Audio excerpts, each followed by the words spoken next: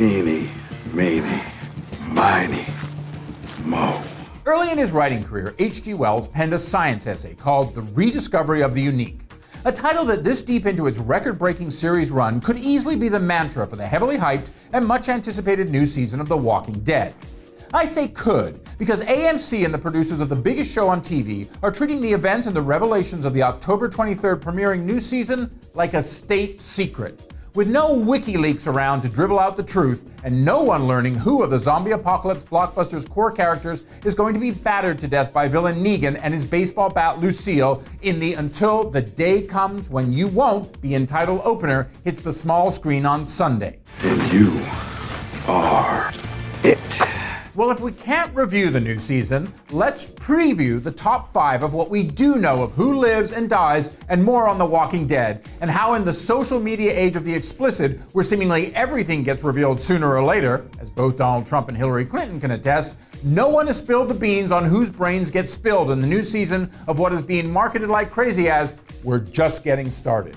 So to get started here, Rick Grimes lives. Not today. Not tomorrow. But I'm gonna kill you. If you can threaten Negan, it means the Jeffrey Dean Morgan played character didn't kill you. And as a teaser played at New York Comic Con a couple of weeks ago confirms, Rick Grimes does live, at least for those telling opening minutes. Now, on a show where almost everyone is at risk, it was still pretty unlikely that lead Andrew Lincoln was a goner. Though as fans of the Robert Kirkman comics on which the series is based, he might be losing an arm at some point. Maybe even sooner than later. Simon's my right-hand man. You have one? Oh. Or did I? Next up, Daryl Dixon lives. Now, I know there are a lot of people out there who think the Norman Reedus played character will get it in the opening minutes of the Scott M. Gimble pinned season opener.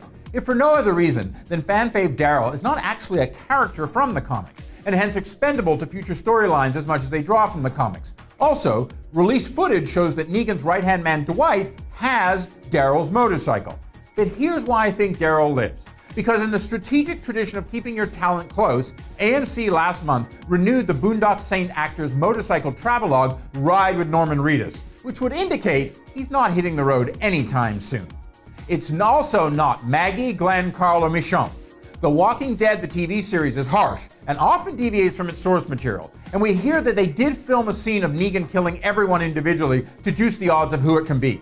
But let me tell you, no one's killing a pregnant lady, a one-eyed kid, or despite the number of African-American casualties over the years, the Warrior Queen and other fan fave played by Dana Guerrero. As for the Steve Yen played Glenn, yes, he is Negan's victim in the comics. But after the annoying tease of is he dead or not dead that ate up way too much of season 6, I think Glenn's gonna make it, at least till season 8, which AMC announced last week that has renewed the show for. I tell you who I do think is gonna get its ass kicked at the very least on October 23rd when The Walking Dead comes back. The NFL and Sunday Night Football. In its 5th season, The Walking Dead took down the once unbeatable NBC primetime football franchise several times when they went head-to-head on Sundays. With dipping ratings, the AMC show scored less tackles last year, but with primetime NFL ratings in a slump this season, and the SNF matchup this week being the Seattle Seahawks versus the Arizona Cardinals, two Western-based teams that don't have the strongest national followings, I see a Walking Dead demo touchdown. There are rules. All of which brings us to our 5th and final Walking Dead Season 7 preview point. Who actually dies in the season opener? Now, I have a theory. It's a theory you might disagree with, but it's based on precedent and proximity. And based on those factors, it's Abraham who dies in the season opener. First of all, proximity. Now, if you look at the teaser shown at New York Comic Con, Andrew Lincoln's Rick has a smear of blood on the side of his face.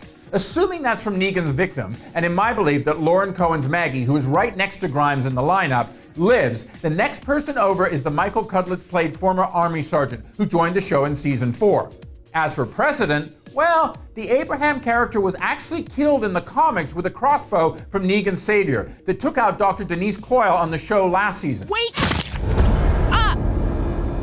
So there's the borrowed time element here for a guy who has no future storylines in the comics anyways. So sorry, Abraham, rest in peace. Or maybe, on a cliffhanger-rich series that still proves it has the ability to surprise, I'm totally wrong. Maybe. Now tell us what you think, and let the games begin. At least until Sunday. Well, we can just turn these people inside out, won't we? I mean, the ones that are left.